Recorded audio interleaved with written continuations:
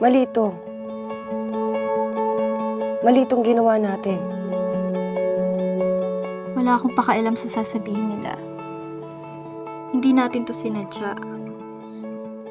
Kusa itong dumating.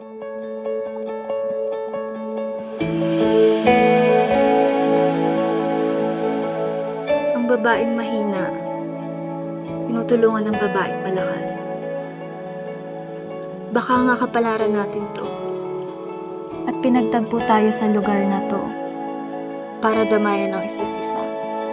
Pakiramdam ko, hindi tama. Di ko na rin alam ang gagawin ko.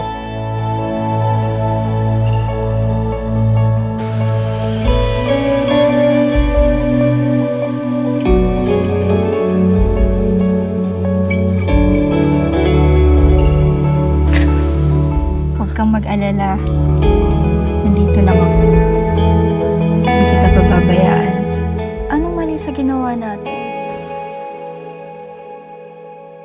Tama na.